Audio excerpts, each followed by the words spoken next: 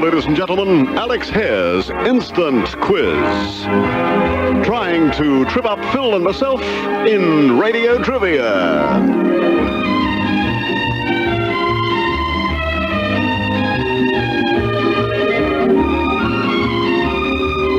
Good evening, Alex. How are you, old buddy? Very well indeed. How are you? I'm fine. Welcome back from the United States of America. I understand you've been in Honolulu. Yes, I was over there for a week. It was very pleasant, and this time last week I was lying out on the beach in Waikiki with 85 degrees Fahrenheit. It was wonderful. Right. Wouldn't have been much point going over there because I'd already been through Tower Records about a month before you. There wouldn't have been much left there, was there? But I found another new place for second-hand records. I'll tell you all I'll about have to go back. All right, we've got the quiz. Right. And first question up to Bruce. With what Melbourne radio station did Norm Spencer begin his long career in the entertainment industry? 3DB? 3KZ. KZ is a record librarian. Of course. Never did much for my career. Or Bruce's. Oh, don't drag me in it. Just make your own enemies. Don't pull me in. Philip, Ada and Elsie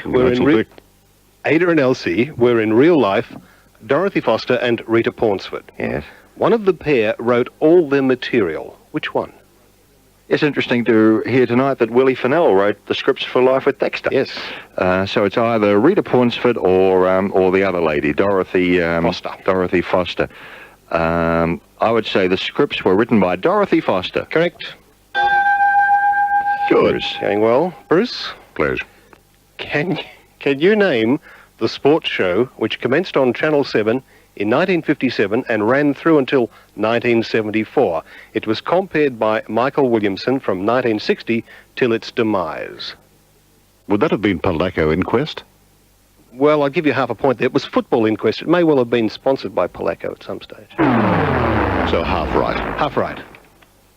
Philip, Yes. what was the first radio station in Australia to be owned by AWA? And I'll give you a clue. It was a New South Wales country station. Oh, a country station, in fact. This may not be my answer, but 2CA Canberra comes to mind immediately, but I might change my mind on that. Oh, we'll go through them all as you think you might, and Closer. we might get it. Closer to Sydney, obviously. No. How do you mean Closer closer? to the border. Oh, closer to the Victorian border. Yes. 2AY Albury. That's it. Thank you. A little bit of a clue there. Bruce, true or false? The top prize on Cole's $6,000 question remained $6,000 till the show concluded in 1971. True or false? No, I think they changed the amount of money. They did. I don't know what to, but... It went to $7,000 very late in the run. Right. I like Alex Hehr because he knows who's you and who's me. He recognises our voices, doesn't he? He knows Yes. whether he's talking to Philip or Bruce. That's right. Well, Well, it helps. He's sitting in the studio looking at And it. mind you, he hasn't played any Indians lately. That's Michael Pato did. Oh, poor Willie Fennell. I don't believe I've ever met him. Have you met Willie Fennell, to be fair? Only once. Yeah, so you couldn't expect him to know. No, but he was Our lovely. voices. He He was very gracious. He was excellent. Just Good wait till we get the bill. Yes. Oh, what do they charge? No, he's happy to do it for nothing for old mates. Oh, well... But their agent in Sydney wanted to know, would there be a Oh, fee? yes, there'd be a lot of that I going said, on no, but now. we'll send an autograph photo instead. What did she say to that? Don't He said, bother, no, thanks. Yes, Alex. Philip, what organisation was formed in 1960 to represent the interests of Australia's commercial TV stations? Perhaps the Australian Federation of Commercial TV Stations. That'll do me. Thank you. Last one for Bruce, and then we'll have one more for Phil.